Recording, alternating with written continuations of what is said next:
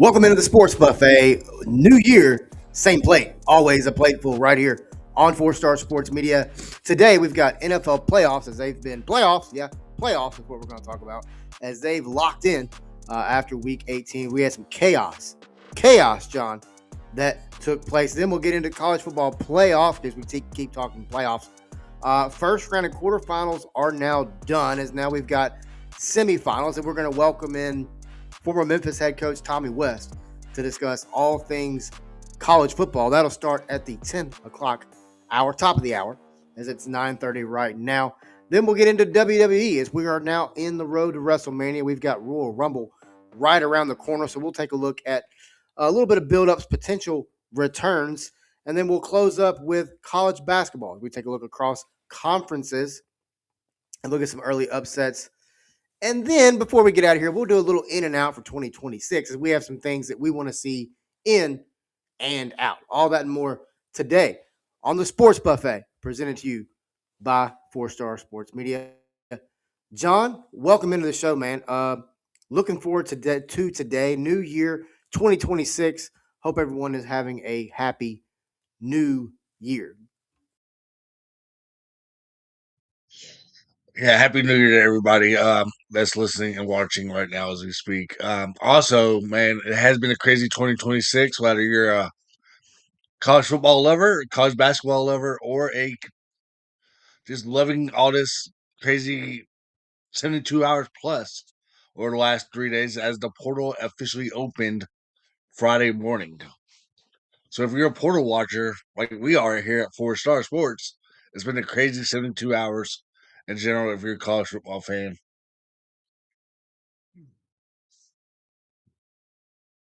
Yeah, it has. It really has. All right, man, let's jump over to the NFL as we saw wildness happen yesterday. John, we've got the playoff bracket. Let's go a little bit, do a little bit of analysis.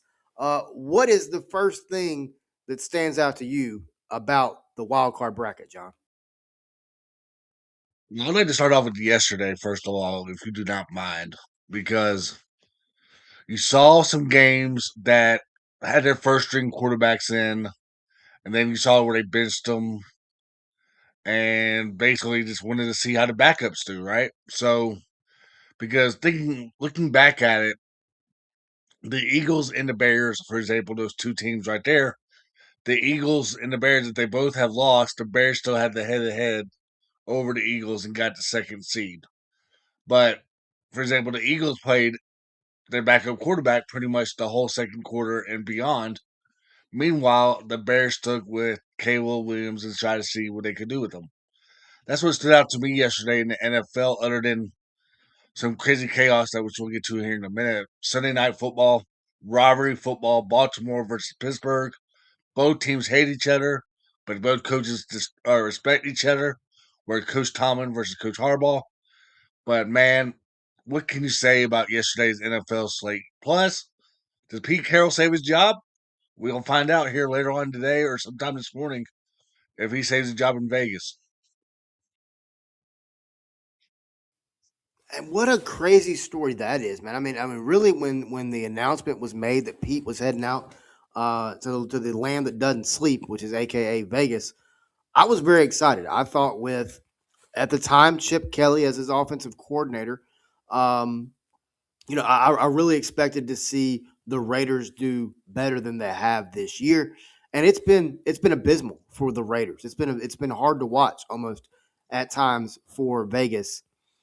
You talked about it, John. We saw incredible action last night between the Steelers and the Ravens, and there was a little holy water spread in a certain end zone of the stadium, and at the end of the night, that holy water worked out in Pittsburgh's favor as the um, Ravens kicker pushed it right to end the game. John, we saw Kenneth Gainwell Jr., former Memphis Tiger, but now Pittsburgh Steelers. We saw him and Calvin Austin both really shine last night and really have shined all season for the Steelers.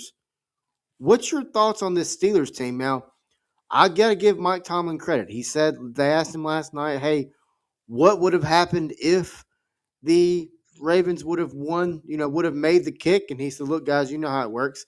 If my aunt uh, had testicles, she'd be my uncle." So, what's your thoughts on? I freaking love Mike Tomlin, dude.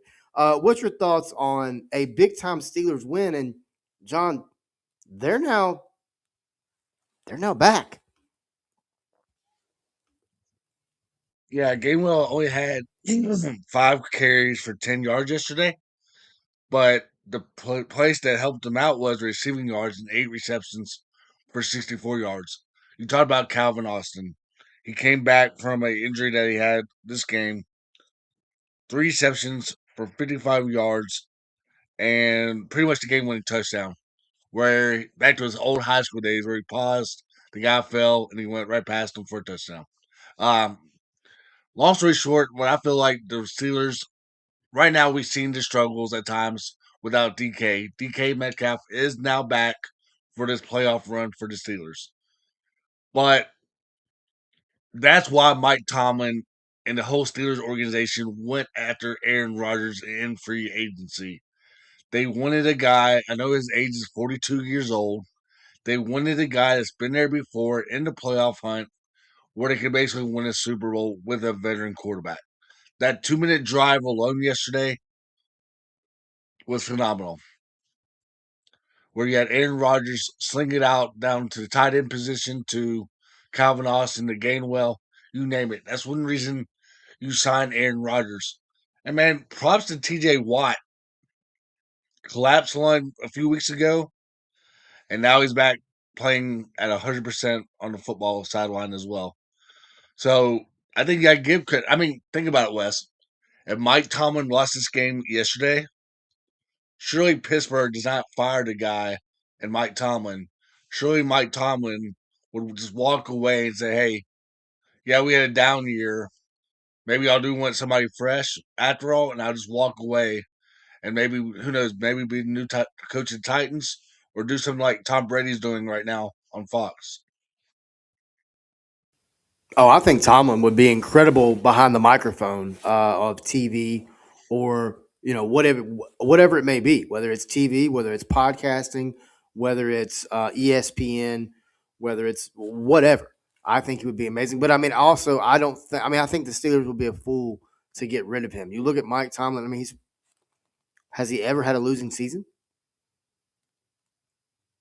I mean, No. it's incredible to watch and see what he has been able to do so far. John, let's staying in the NFL. Another team that I want to talk about real quick is the Jacksonville Jaguars.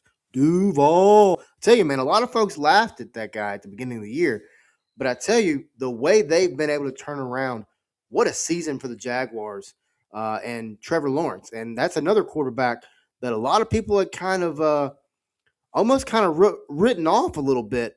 But Trevor Lawrence, Bryce Young, a lot of guys that people trashed are now winning and heading to the playoffs. And also yesterday, Trevor Lawrence and the Jaguars had a chance to get that first seed where they could have basically had home field advantage all throughout the playoff. They just had a little help. But what I'm impressed, like you just brought up, Trevor Lawrence, 4,000 passing yards this season and pretty much staying healthy. And now also, Wes, don't forget about the running game, man.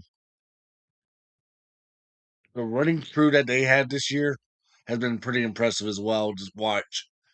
But man, that's my head coach of the year right now is in Jacksonville because yeah, they have a tough first round matchup in the playoffs. But man, Jacksonville is definitely if their offense is still clicking, their defense flies around like they did yesterday. I know Cam Ward got hurt in the first quarter and whatnot of that game, but if they can just stay healthy on the defense side of football, they'll be fun to watch in the playoffs. All right, John. So tying this to college football, which is our next topic, we got Tommy West coming on here in about 20 minutes. But tying it to our next topic, which is college football, let's talk about some current college football players that you think could make an instant impact at the next level next year. Right now, let's start with quarterbacks. Okay, you've got Fernando Mendoza. Most people are saying he's going to be the number one overall draft pick. The kid's basically a genius. Listen to him talk. I feel like I'm listening to Pinky and the Brain. If y'all remember that show from back in the day, but oh, he's gonna take over the world. Come on, now. Y'all have to remember Pinky and the Brain. Pinky and the Brain. Anyway, but John, looking at quarterbacks. Who are some guys right now in the college ranks that you are looking forward to seeing what they can do at the next level?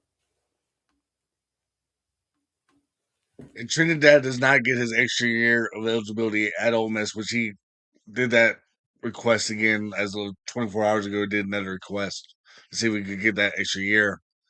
But man, Trinidad's been fun to watch. And think about it, man. He started the year on the bench, and then Austin Simmons gets injured, and now he's back a starter at Ole Miss. And the Sugar Bowl game alone against Georgia last week, which we'll talk about here in a little bit. But man, his draft status has definitely improved. More from Oregon, of course. People still can see Ty Simpson getting drafted first or second round or something similar to that, but I think Ty Simpson definitely needs another year of eligibility at Alabama just to see what happens under Coach DeBoer's offense next year. Think about it, man. He's the last few games of the regular season and then the Rose Bowl. We talked about this the other day on Conference Crunch. The offensive line really did not help him at all the last 4 games. So I think Ty Simpson definitely needs another year. But a player that's really, I mean, gosh, man, like maybe Texas Tech quarterback can definitely, show some surprises. Maybe, although he was kind of disappointing in the Cotton Bowl the other day against Oregon. But those are my three right now. Other than Yeah, and I mean, Mendoza, of course. I think all three of those guys. Yeah, of course. I mean, I think all four of those guys really. I think they all bring different tools to the NFL. And I mean, even a guy like Dante Moore, right? The quarterback at Hmm. Oregon, young player. What I find really funny, and we're going to talk about more when we get into college football, but all four of the programs feature a quarterback that came in last season through the transfer portal. That's something to keep an eye on. But, and we're going to talk, like I said, we're going to get into it more. But when you look at, we just talked about Jacksonville, right? The instant turnaround, the instant impact. You look at these players, Fernando Mendoza, Diego Pavia, for example, other quarterbacks across the country that have chances. We'll be down in Mobile coming up at the end of the month to cover the Panini Senior Bowl. We'll be there all week for practice, and then we'll have Madison Pinky down there with us Friday evening for the parade, and then as well as the game on Saturday. And we'll have full exclusive content all week long, and it's going to be featuring coaches from the NFL. It's going to be featuring scouts from all across the NFL. And John, as we wrap up this NFL season and we get into All-Star season, right? The East-West Shrine Game, the Combine, all this stuff. What are some things that you're looking for from a big picture perspective as far as what teams can do to make an instant impact and potentially be next season's Jacksonville Jaguars?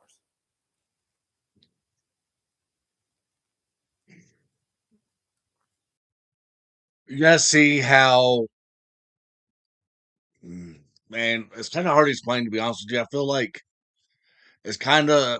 I want to see how basically a team like the New York Giants, for example, are they going to go after a quarterback now because Jackson Dart's history of his concussions, or are they just going to stay back and just see what happens with the NFL draft and try to draft somebody else? Um, that's really the kind of big picture that you want to see because we have seen it in the NFL right now where coaches are getting fired today and yesterday. Um, Mr. Morris from the Falcons, and now today you got the the guy that escapes me, but the coach that from the Browns got fired today too. But I want to see how people doing the draft. I know Sanders came into and Dylan Gabriel kind of did not work out a little bit in Cleveland. Is Cleveland going to try to draft another quarterback? I hope not, because big picture, you want to see Shadir and Dylan Gabriel succeed in the NFL, but they just got to have time, man. Like Jackson Dart, his coach got fired in the middle of the year. So big picture, you got to hire new coaches now. Surely you're not going to get another quarterback because you're not happy with the record or you're just not happy in general. The only thing, big picture that I see right now, the Las Vegas Raiders and the Kansas City Chiefs, I might add, need another veteran quarterback, especially with Patrick Mahomes.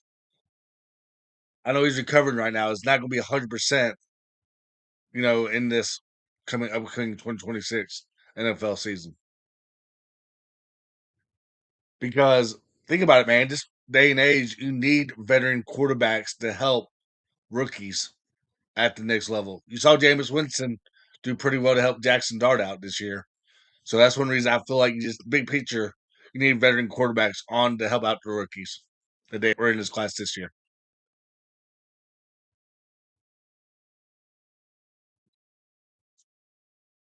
I agree 100%. All right, man, let's take a quick break. We're going to come back from this break a little bit early before Tommy West comes on because I want to get into college football a little bit before we have Coach West on. So let's take a quick break. We'll be right back right here on the Sports Buffet, presented to you by 4-Star Sports Media.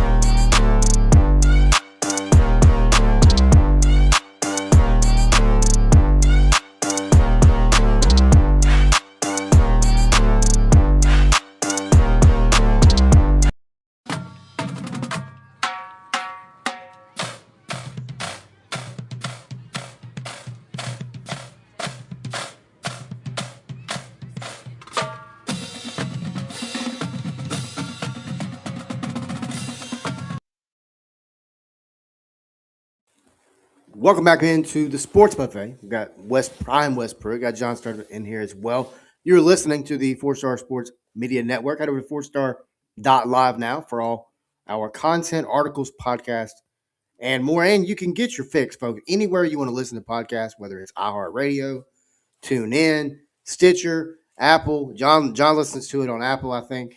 iHeartRadio, Spotify, maybe it's Spotify.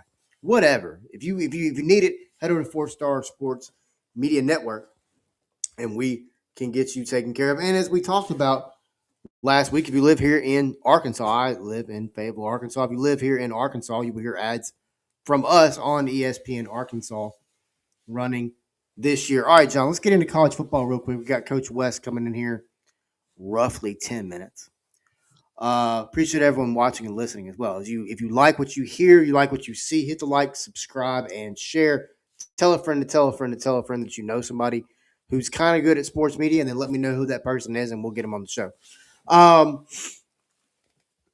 John, college football winding down. It's been a wild season. And I want to start with this question, John. So a lot of people, it's new year, new me, right? Like new year, new me, 2026.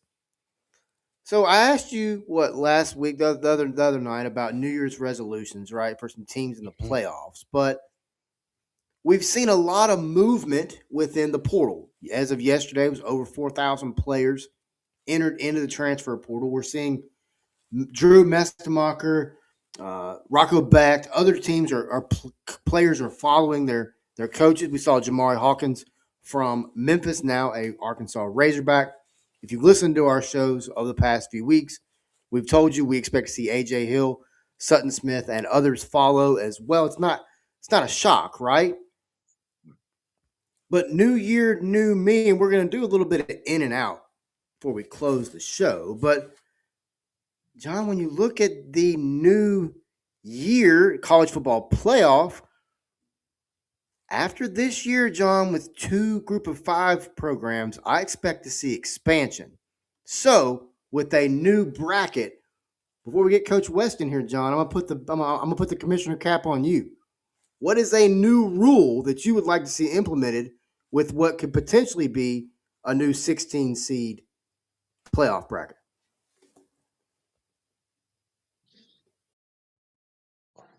A new rule. Hopefully, the first two rounds get a home field advantage. Um, yeah, I get why you want to have it at the Sugar Bowl, why you want to have it at the Rose Bowl, why you want to have it at the Mercedes Benz in Atlanta. The list goes on and on. But I want to see where a team, for example, like Texas Tech this year, the 4 seed. I think deep down, I thought they could easily been a host, like Dan Lanning has said. He wants to see that too. So why not? The coaches kind of do want to see these different environments across the country. So why not have the first two rounds at the higher seed, especially when there's travel already going on. Like you're going to be one weekend going to be in Atlanta, and then one weekend you might be in LA. Let the fans enjoy home field advantage a little bit more throughout the playoffs.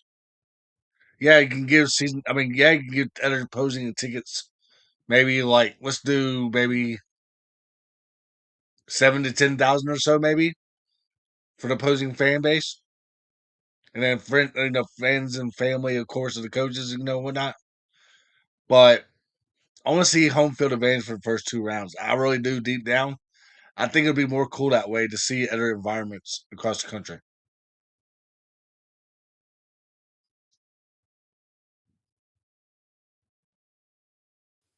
I agree. I agree 100% with everything you said there about the home field advantage. I think when you look across college football, you talk about everybody's big thing now is, oh, the bowl games are meaningless. Well, they're not meaningless to the cities that they take place in. They're not meaningless to the many businesses that are within that city. They're not meaningless to the people that live in those cities, right? Like, for example, Memphis. The city of Memphis loves the fact that the Liberty Bowl is housed inside their local stadium, right? You look at the Pop Tart Bowl, for example. You look at all these bowls across the country.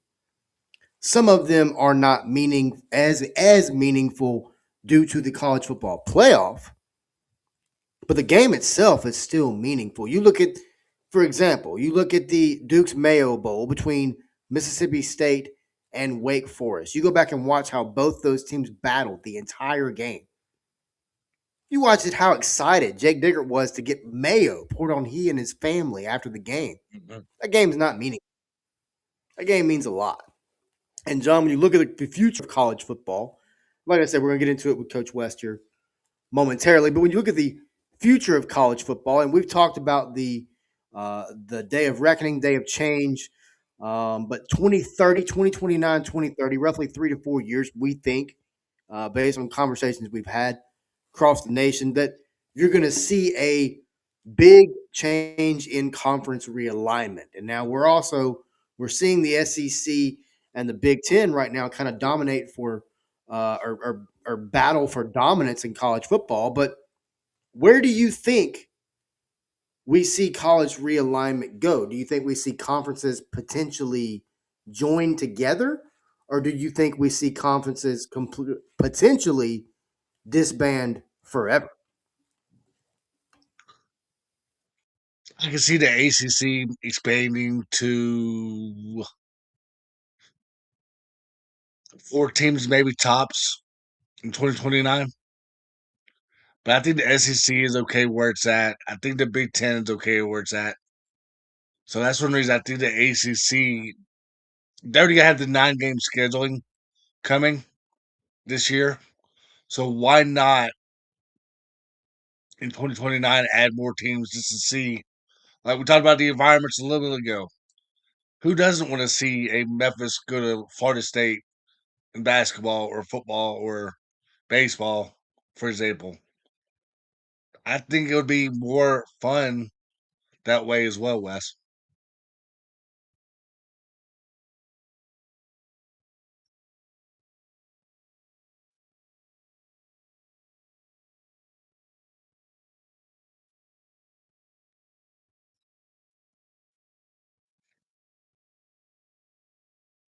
Wes, I can't hear you, bro. When you look at the college football playoff and you look at up until this season, I mean, with Indiana shellacking Alabama the way they did, and Kurt Signetti with a reinvention of the Rock with his eyebrow as Alabama attempted to run a fourth down play. I mean, John, like I told you the other day, that look reminded me of me as a child when I had done something that was not good, and my mother gave me that look of like, boy, you just really messed up. But John, when you look at college football, the world has changed, the game has changed, but yet we continue to have guys like our guest that's going to be coming in here momentarily, former Memphis Tiger head coach Tommy West, and it's a guy that he's evolved, John. He's evolved with the game. He asked for changes a long time ago. And when you look across college football, those changes are happening all across campuses. You look at Indiana, for example, and what Kurt Signetti's been able to do in just a drastic turnaround. But with John, when you look across college football and you look at moments in press conferences, I think you have to put Tommy West and his passion for the Memphis football program at the time. I think you have to put it right up there with Mike Gundy. I'm a man, I'm 40. You got to put it right up there because at the time, that needed to be said. And now, almost 20 years later, that has come to fruition. So, with that, I want to bring in a former guest, a former uh, Coach West joined us years ago, a few years ago, and broke down. We had a letter from Coach West, which we thoroughly enjoyed putting that piece together. But Tommy West, welcome to the show. Thank you. Glad to be with y'all. So, Coach, we'll start with what I was saying before we brought you in. So, you look across college athletics, the game has changed, and it's something that you asked for years ago, and that is to invest in your program, to invest in the kids.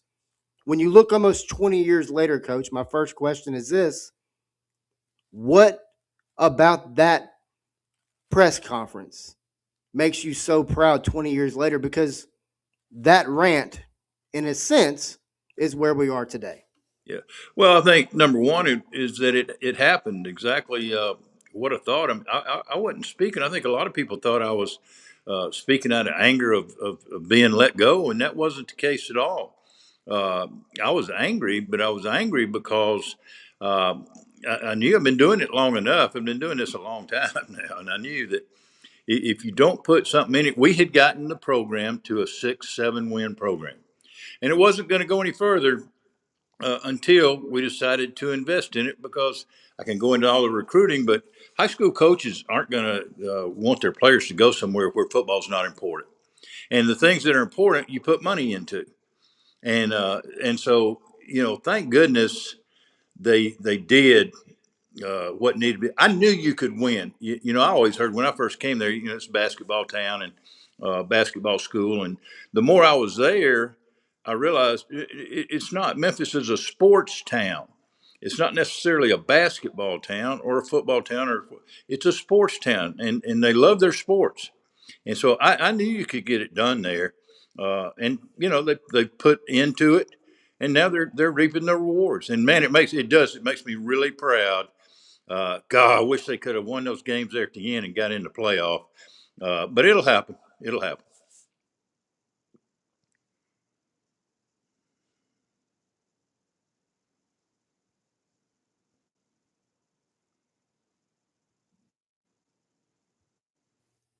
Go ahead, John.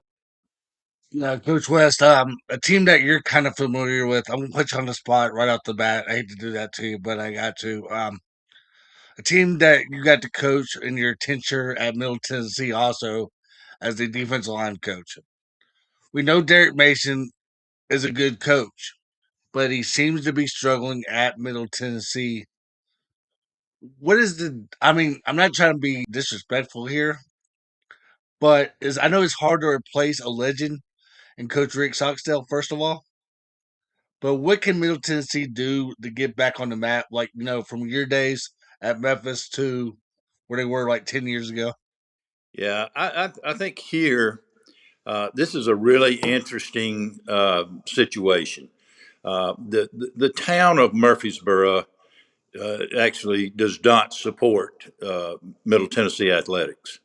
Uh, we played in the Conference USA championship game and couldn't get 10,000 people there. Mm. So it's not a winning and losing thing. But I think they've got to basically. I think they need to start over with this thing and decide where they want to go. But they're going to have to. It's not going to all of a sudden happen. And Mason obviously knows what he's doing, but they got to have some money, and they've got to. They're kind of this. They're not really the situation because we were going to bowls. Of course, when I was here with Stock, I mean, it was 3 years ago we beat Miami down at Miami when they were ranked in the top 25. So, I mean, it can be done here. Uh, we beat a bunch of them. We beat Missouri out there and Maryland. We had a lot of people. It can be done, but right now it's kind of at the bottom, and they're going to have to do something. Now you can build a program now a lot quicker than you used to because you if you got the money, you can get the players now. So it can be done. Well, you made a great point. I feel like they're supporting the women's basketball program, but not the football program. We've seen the women's True. basketball team go to the NCAA tournament year in, year out. You've seen the men's basketball team, with Kermit Davis at the helm, Yep. upset Michigan State. I want to see Middle Tennessee succeed because I love going there for a football game for one thing. I wish Memphis would kind of put them back on the schedule, also per se, because how much as I do, Wes. We love going to Murfreesboro on a Friday night, hang out in Nashville all day before the game, whatnot. It's But just an underrated everything about that program, everything about the campus is beautiful. Everything about it is underrated. And it just needs a little bit of kick in the butt to get going. And I just don't know how you do it. Coach, you just talked about how things can be changed quickly. When you look at the college football playoff right now, we're into the semifinals, and each team features a quarterback that transferred into that program. When you look at this college football playoff bracket as a whole this year, 12 teams, you know, can't we just can't have anything nice. We have to change everything. So it's probably about to go to 16. But when you look at the 12-team playoff, what are some things that you, as a D1 football coach, like, and what are some things that you may want to tinker with? Well, I love the playoff system. Uh, I, I don't know. I mean, none of us really know for sure, but the 12 teams seems to be working for me. Uh, there's always going to be, if you go to 16, then number 17 guy is going to be mad. And 17 and 18 are going to be mad. So, I mean, there's no guarantee with the thing, but like I think I'm right on of the 12 teams, eight of the teams' quarterbacks were transfers. Of course, all four of them in the game now, and that's the difference in these teams. But as far as the playoffs, man, I think it's awesome. Now we got a lot of things to fix, and y'all know. One, you can't have players opting out. If they're getting paid, and then they ought to be under contract. And just like the NFL, you don't opt out. If you do, you owe your contract. You owe what's left on the contract. You don't just leave. Just like coaches. I mean, coaches want to leave, then sure, they got to buy out. Somebody's got to pay the buyout. Either the school you're going to, or you got to pay it, one or the other. And I think we got to get it under control. It's also, I mean, I'm a traditionalist and I love the bowls, but the bowls have really, I didn't have a lot of interest because you don't know who's playing anymore in a bowl game. So we got a lot of things I think that we got to get fixed.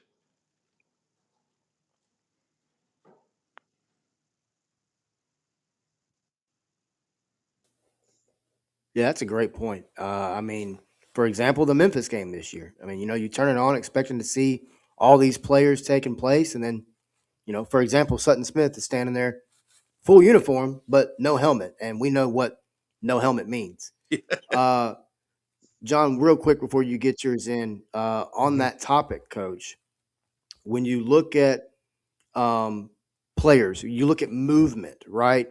I'm a proponent of let's go back to the rule of, hey, you can transfer once, and after that, you have to sit out. Is that something that you are a proponent of? Agree 100%. I think we've made it way too easy. Uh, we all wanted it to be more player friendly, but I think we've gone overboard with it. Uh, I mean, there has to be, but the problem now, and nobody's listening to the NCAA. I mean, everybody's kind of doing what they want to do. And I read where Ole Miss is now crying tampering with LSU. And come on, I mean, tampering. These kids now, once they get in the portal, they know where they're going before they ever get in the portal. That's rampant, and they're not going to do anything about it. Uh, we got to get the thing fixed so where there are rules and where we can. But sit out a year would be you can transfer once by yourself and then sit out for a year. I would be 100% for that. Yeah, I mean, it's tampering is kind of funny to that's a funny term to use when your head coach, well, I'm sorry, previous head coach has assistants on his staff flying back to your campus to coach players. I mean, I'm no genius by any stretch of imagination, but I would assume conversations are being had. I mean, we now have a quote pre-portal announcement era, which is essentially saying, "Hey, this is where we get to go. Maybe not with the school, maybe not with the player, but through a representative, which at the end of the day is still the player." Sorry, go ahead, John. Well, you kind of stole my question regarding the transfer rule because I was going to ask the same exact question. Like, how many chances are they going to actually have? Because I feel like you said it, Wes. Because unless they can, a coach gets fired or leaves for another job, they can transfer. But Coach West, you nailed it. You agreed with Wes on that one. So, Oh yeah. um, so basically, I'm going to ask you, like, from a personal level, are you like kind of just surprised on how the movement on these college football coaches are doing? Because we've seen the reports of, some are all going to Florida, Goish going to Auburn, the list goes on and on. Do you feel like there should be like a no contact rule until maybe the last game of the regular season or after the season gets over for these coaches as well? Because think about it, we saw it with Memphis. It could have killed their momentum the last 4 games, which it probably did. So do you feel like it should be a no contact rule regarding these coaches? I know the agents like Jimmy Sexton are going behind the scenes, whatnot. But do you feel like there should be a no contact rule for these head coaches? That would be a good rule, but as you just said, Jonathan, they're going to the agents, uh, Hmm. and that's not just coaches now. Every player now has somebody that represents them, and that's who they go to. So it's going to be really, really hard to enforce. You can do it with coaches and players, but they're going to say, "Well, I'm not talking to any schools." That's what coaches always say. No, I haven't Hmm. contact. No, you haven't. Your agent has. And then you're talking to your agent. I mean, we've all been there and seen that happen. And unfortunately, now that's players too. So I don't, to be honest, I don't know how you're going to enforce. That's why I say tampering is, you might as well forget it because that's going to happen. You know, the hard thing now is like, man, I think back now, and I don't know how we'd have been able to keep D'Angelo Williams at Memphis in those True. days. I don't think we could now. We couldn't afford to pay him. It's so funny you mentioned that because there's a reason we're named 4-star sports media. People are like, why don't you name yourself 5-star? I'm like, well, if you go back and look at the recruitment of D'Angelo Williams, you'd understand why we're named 4. That's funny you mentioned his name. Everything ties back to him. But yes, to your point, at the time with, I'll just use the term current administration and current activities happening on campus. There's no, excuse my language, but there's no chance in hell Memphis would have kept D'Angelo Williams. No, I don't. I don't. All Like right, Coach. we could. So we've We could. all. Oh, go ahead. No, we wouldn't have been able to afford to pay him. And D'Angelo, you know, loved it there. Stayed his whole time because he loved being there. And but you know, money talks, and we wouldn't have been able to keep him.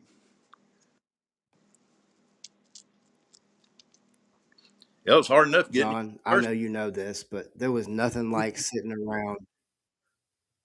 There was nothing like sitting around D'Angelo's mama every time he got the ball. There was nothing like it. Sorry, go ahead, Coach. She was something now. You know, I think back now. I always love talking about D'Angelo, and I tell him now.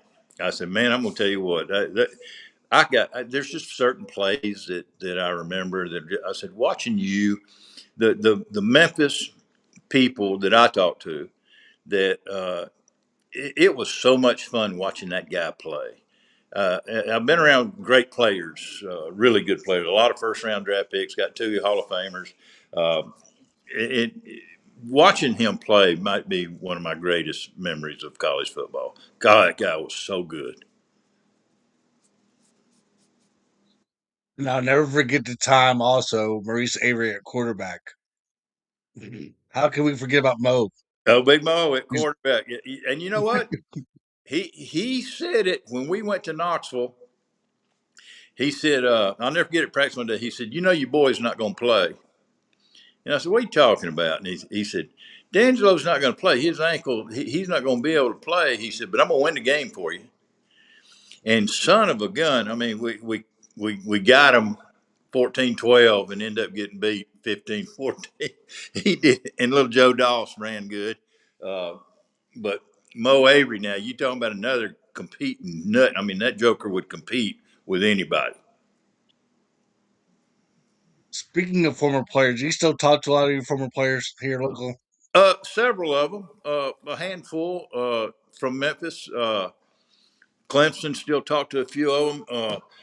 Probably Marcus Bell and D'Angelo are the two that I talk to probably more than anybody. Okay, University of Memphis. If you're listening to this, I still think Coach West needs to come out and release the Tigers one day, just because of what he did for our program. So, University of Memphis, if you're listening to this, Ed Scott, anybody in the administration, send Tommy West a phone call or email and have him release the Tigers one weekend, because I think the city of Memphis will definitely love that too. Oh, I really appreciate that. That would be awesome. All right, Coach West, 2 semifinal games. We got Miami, Well, I Ole think we're Miss. gonna make a little. Sorry, West, go ahead. Oh, I was just gonna say, there's quickly gonna be a clip made of that and tagged with everybody that needs to be tagged, so that's not a problem at all. Go ahead, John, about the semifinals. No, Coach West, I know we got 2 semifinals game, one Thursday, one Friday. The college football with us, we do wish it was on the weekend so they can compete with the NFL playoffs, which I'll give you a hint of what I'm talking about here in a little bit. But man, where do we start? Trinidad versus Carson Beck.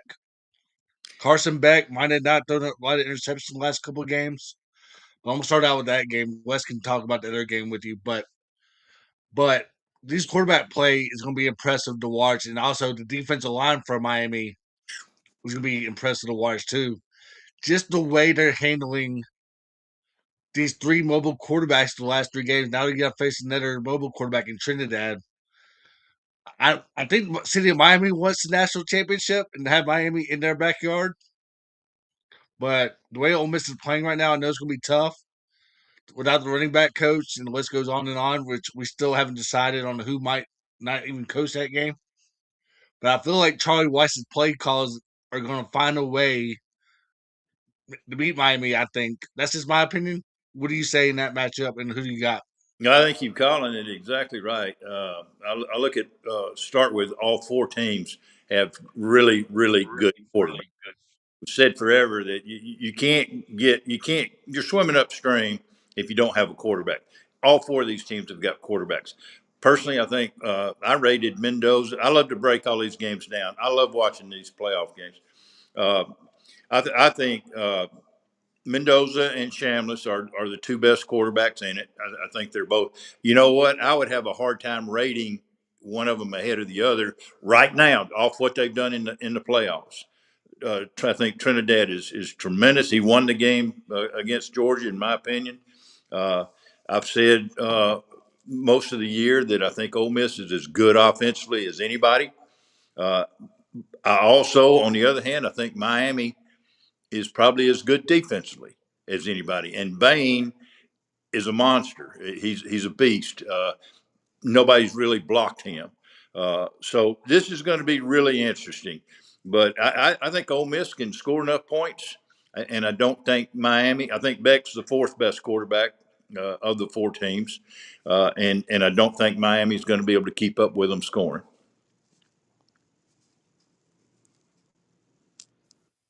I agree.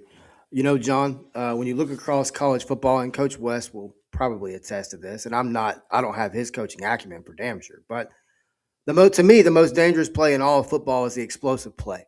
I Oh, think that play can just completely rip momentum from the other team immediately. When you look at Ole Miss, that's what they do. They kill you on that explosive play.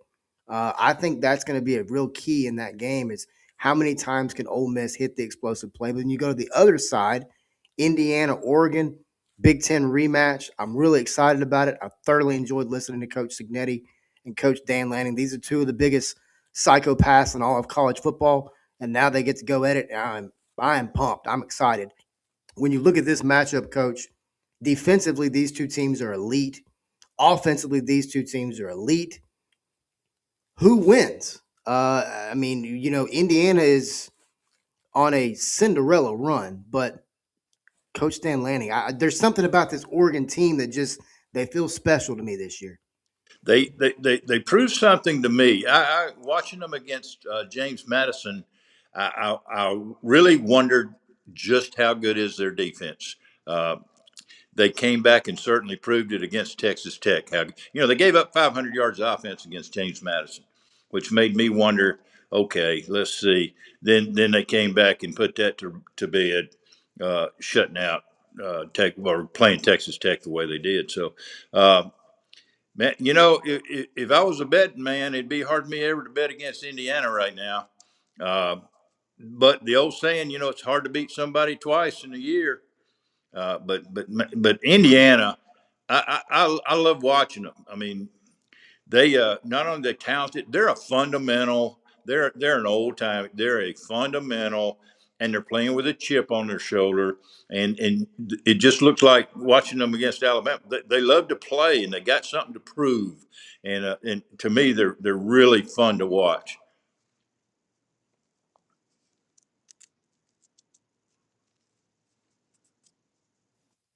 Coach Tommy West joined us today here on the Sports Buffet, where it's always a plate full of sports right here on the Star Sports Media Network. Coach, we appreciate your time today. I got one question for you left.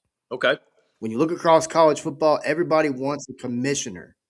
All right, let's put a commissioner hat on Tommy West for a split second. Give me a couple of things that you would change moving forward. 2026, new year, new league. Okay, what would Tommy West? What What blew? Sorry, what would be a couple of things that you would immediately change across college athletics as a whole?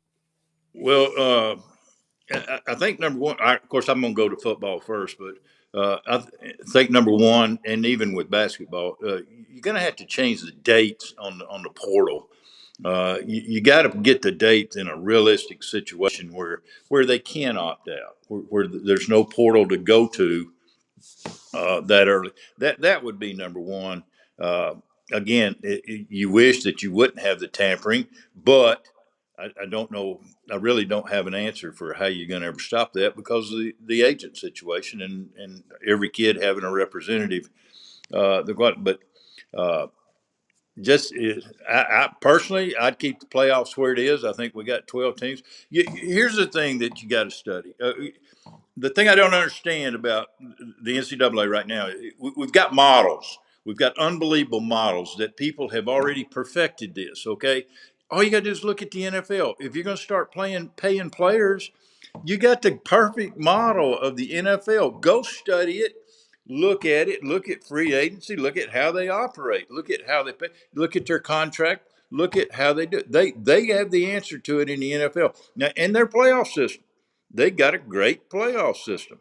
Uh, they take it, but the thing about it, they keep everything pretty to the vest.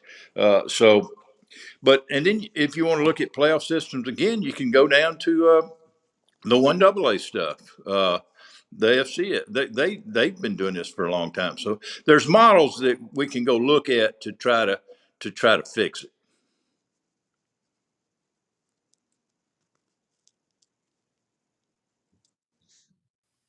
Hey, I don't know if I can cap it off with a What an final answer, question, coach. Coach West. Wow. But Coach West, my final question for you is a special place in your heart right now. Turner West, your son, assistant coach of the Buffalo Bills, special teams coach. So shout out to Turner West, your son. Man, tough first round matchup with Jacksonville, but we know how Josh Allen can do in the playoffs. Credit the Buffalo Bills and the whole coaching staff and your son too for maybe this is a year, coach. They can win it all. I hope so. Be good for Turner and be good for us. But I don't know. Offensively, they're awesome. I mean, to me, he's the best quarterback in the league. He's the best quarterback in the world. Uh, Defensively, thank goodness we didn't draw. I was scared to death we were going to get the Ravens, that they were going to win somehow. We'd get them because our run defense is not very good. And Derrick Henry, I think, would have had a good time playing against our run defense. So I think we got a good draw. Jacksonville, good team, but uh, we're number one in the league in pass defense. So we got a good chance here. We go to Jacksonville. We're not going to be playing in the snow. Although, like Turner said last night, Dad, I wish we had them coming up here. Uh, but anyway, I appreciate that and really proud of Turner what he's done. He's made his way. Uh, Yes, he he has. he took special teams and he said, Dad, I'm going to be a special teams coach and I'm going to make it work. And I tell you, you're talking about a guy now that I know I'm bragging. I'm a dad, but sleeps in the office 2 or 3 nights a week getting his stuff done. So I'm really proud of him. Yeah, just the way I've been interacting with him, last couple of weeks per se. But I tell you what, like we talked about with you, we've always been a fan of either walk-ons that's the season life, like just in the scholarship role, to basically now being a college coach like he did at Georgia Southern, under Clay Helton, I believe it was, Yes, it to was. now where he's at right now, being assistant coach of the Buffalo Bills, and also they got a new stadium coming their way next year too. But coach, who does Buffalo Bills play in the Super Bowl since? I'm putting you on the spot right now. Who's what now? Who's Buffalo Bills going to play in the Super Bowl since Well, uh, True. I don't keep up much with the NFC. I don't know. I think that'd be a tough get. I don't really know the answer to that one because I don't and just the I way don't that keep up with the yeah. NFC. So it would be a total guess by me. Seattle's been fun to watch this year, Coach. Though Yeah, Kenneth Walker, yeah. I was shocked that they dominated the 49ers the way they did defensively. But yeah, that guy's done a great job out there. It's players, man. There's no secret to this thing. It's about players. All you got to do is look. Pete Carroll can coach. I mean, he's obviously proved that he can coach. He don't got any players. Nick Saban can coach, but if he goes to the Dolphins and he doesn't have players, he's not a very good coach. This thing is about it's not the X's and O's, it's Jimmy and the Joes.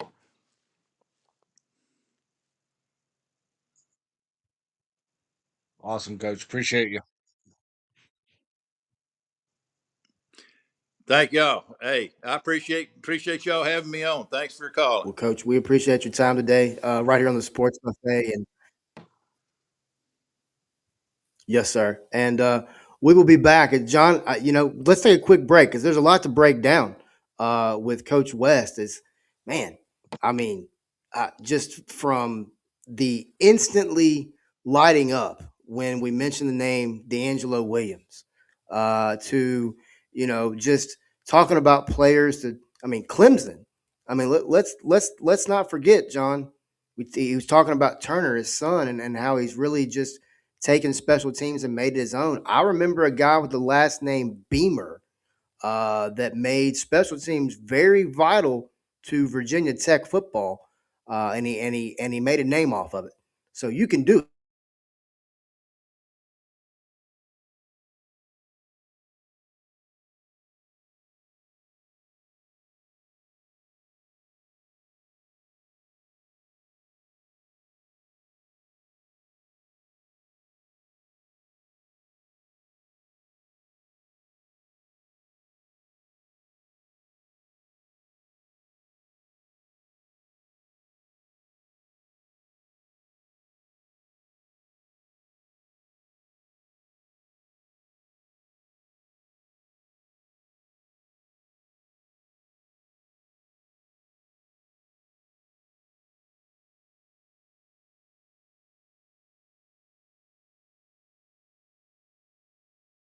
All right, John, we're back. Sorry, I'm having some technical difficulties over here on my end. I don't know what my computer's doing, but uh, let's jump over real quick, John. I know you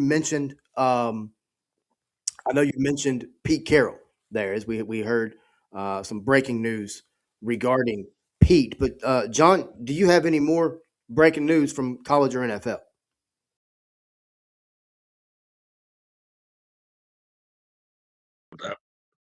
It seems like we talked about the quarterback play. We've talked about quarterback play recently, but man, Cincinnati Hornsby, we know Texas Tech players can buy. Um, it looks like he's going to get paid up to $5 million on that. So kind of breaking news on that because Hornsby is now going to Texas Tech. But player that we're familiar with, um, Jeremiah Snap Reed, a former Bartlett High School kid who went on to Tennessee State and played football. He entered the portal a couple of days ago, is now committed to the University of North Alabama. It looks like North Alabama is getting a lot of talent in the portal, and it's going to be an interesting matchup, possibly. The first game of the regular season for Ryan Silverfield in Fayetteville as Arkansas opens up with North Alabama in Fayetteville, the first game of 2026. Yeah, man, that's cool to hear that about Snap. It's a kid that I coached back in my youth football days. Pretty good friends with his dad, TJ, as well. Man, that's cool. Snap's a good kid, incredible athlete. Has been talented for many years. All right, John, let's roll through WWE real quick, man. We got Royal Rumble coming up. Just a couple of quick hitters, real quick for you, man. Let's hit the ropes real quick. Number one, with Royal Rumble coming up, we always have potential returns. Who is a return Mhm. that you would like to see in the upcoming Royal Rumble? I mean, there's talks right now that Chris Jericho might be coming back as early as tonight. So let's do a Chris Jericho spoiler, possibly joining the Royal Rumble. All right, keeping it with sports, things of that nature. Could we see a NFL star or maybe a NBA star? pop up. You know how WWE loves their celebrities.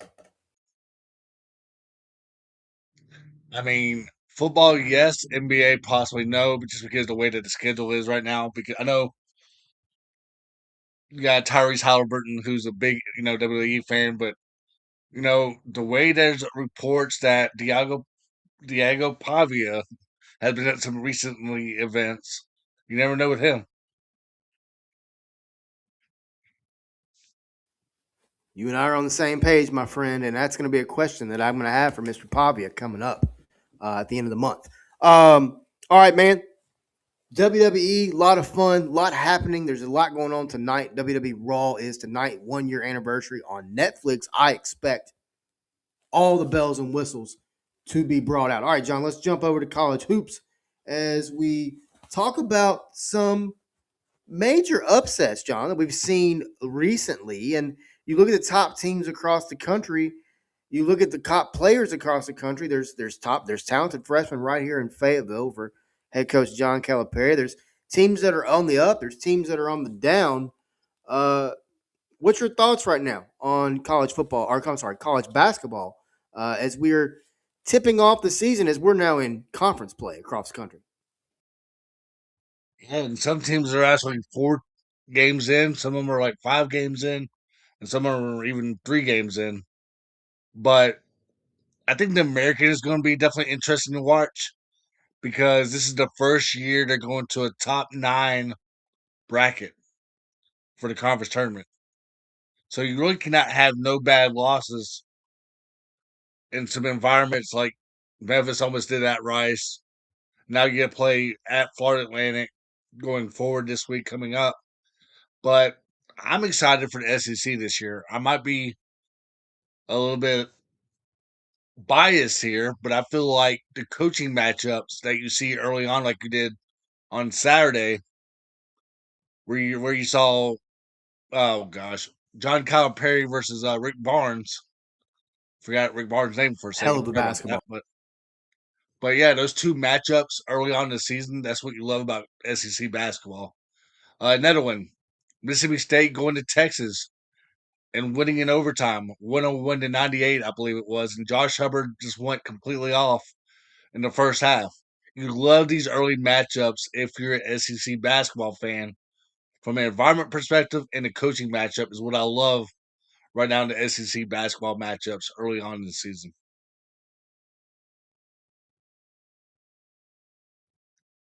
But if you're a Notre Dame coach, Agree. just Agree calm down a completely. little bit I too. agree 100%. And If we're you're a going to Notre get, Dame coach, just relax. It's okay. No need to go after the referee like that. It's okay. man. So I was getting you, thank you. I was getting ready to actually bring that up real quick. Woo! As we're getting ready to do our in and out for 2026, get ready. You're about to hear something about that. But um, college basketball is going to be a lot of fun. We got college baseball up on the way. You got college softball coming up. You got gymnastics is just 2 weeks away. You got events going on this weekend or this coming weekend. We'll get more into that as we tumble, flip, and hit the floor for gymnastics. But John, as we close, let's go with a 2026 in or out segment. A little fun, quick little closeout here. As I want you to give me, and I have a list too.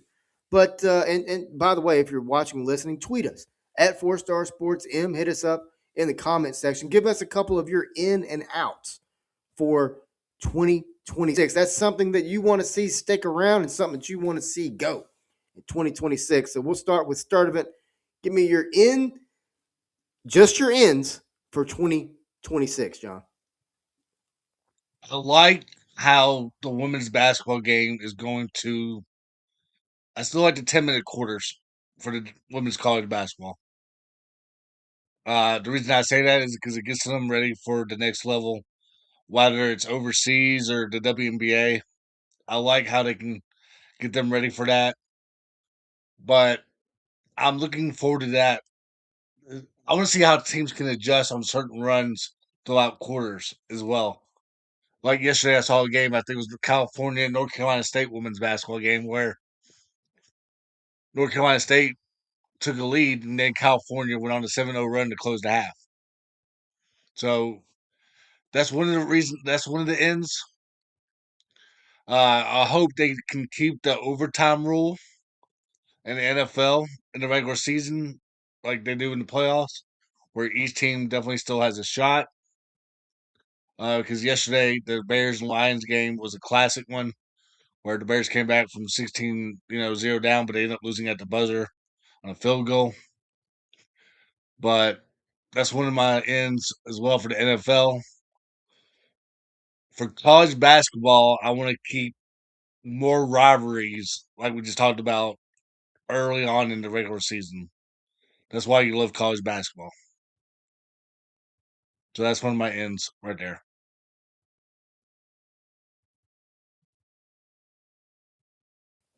Okay, okay, all right. I've got a couple of ends as well. So you look. This is. I mean, I guess I went a little bit outside the box, but I mean, you got sporting wise. I mean, something that I would like to see stick around. It's going to sound crazy, but the NIL. I like the NIL. I like name, image, and likeness, and able to give these players, men and women in all sports, a way to create revenue for themselves. Because at the end of the day, the universities, the presidents of these universities, the chancellors are all making money off of them. I like to see that stick around. Another thing, and John mentioned women's sports. I want to see in women's sports booming with record crowds. I want to see it. Gymnastics, softball, volleyball, doesn't matter. Swimming, diving, I don't care. Boost the numbers. I love seeing how women's sports has been able to grow 2026 in women's sports booming with record crowds. All right, John, give me a couple of your 10,000 for a women's outs basketball for game is 2020. fun to watch.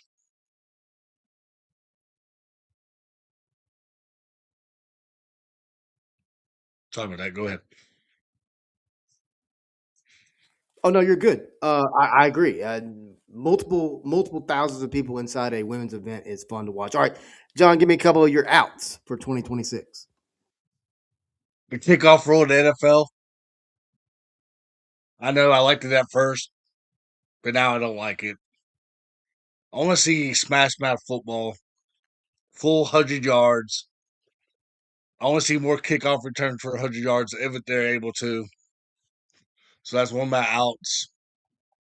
Um, we talked about with Coach West, man. I want to see going forward a one-time or two-time transfer rule, not no 3 or 4. You know, in 4 years, where you transfer to 4 different schools in 4 years. It kills your academics part of it too in college football. I feel like, and then in college basketball, I want to see, for example, there's like a shot clock violation.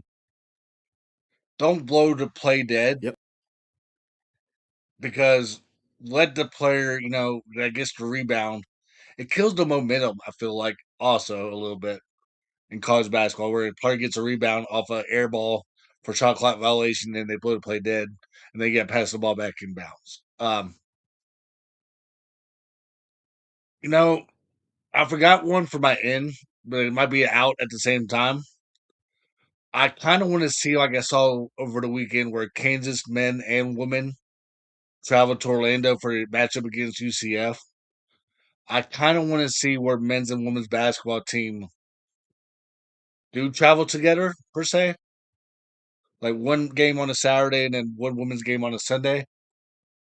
I feel like that can probably help your ticket sales, maybe also a little bit, because we've seen it this day and age in college sports. The ticket prices are outrageous alone. So why not have like a 2 game mini package for a men's and women doubleheader or day after event? So why not? Let's try that. I want to see more conferences do that. I really do.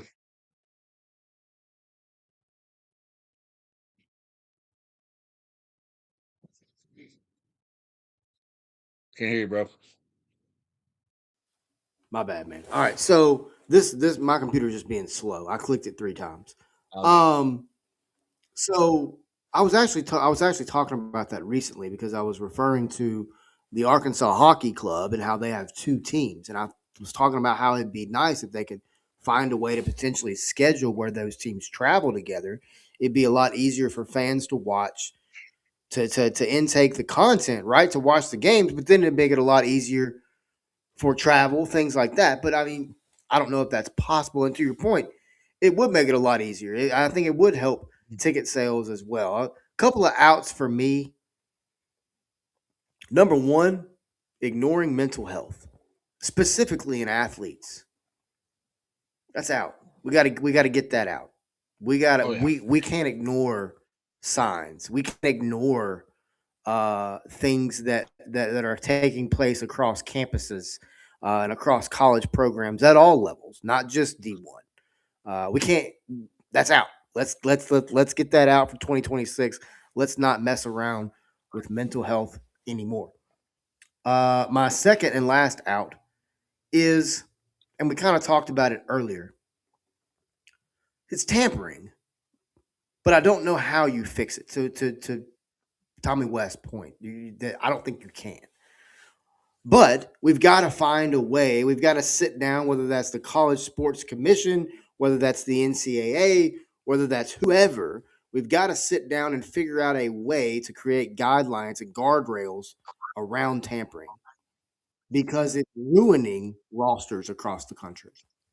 It is absolutely decimating rosters both in and out of season across the country. We talk about everybody wants to talk about LSU and Ole Miss tampering.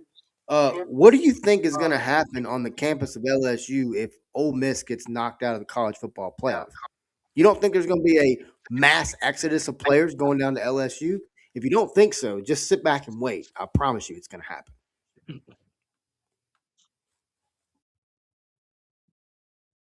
But John, Yeah. another incredible Crazy man. sports buffet, man. A lot of fun today. Special thanks to Tommy West. Man, Coach came on. That was a fun conversation for roughly a half hour. And then also, John, we got to thank the fans, the folks watching right now and listening as we threw up a live broadcast of today's show. But we appreciate the fans. 2025 was a lot of fun with you guys. We saw a lot of growth in 2025, and that growth is continuing right on into 2026. And we appreciate the fans, the support, and everything that comes with that. Like I said earlier in the show, if you want to follow us down to Mobile, Alabama, if you want to be part of the trip, reach out to us here at 4 Star Sports Media. We've got some tiers of advertising for you and or your company that where you can get more eyes on your brand while we're down there, whether that's mentioning in interviews, special special trips, special coverage, whatever it may be, graphics, articles, whatever it may be.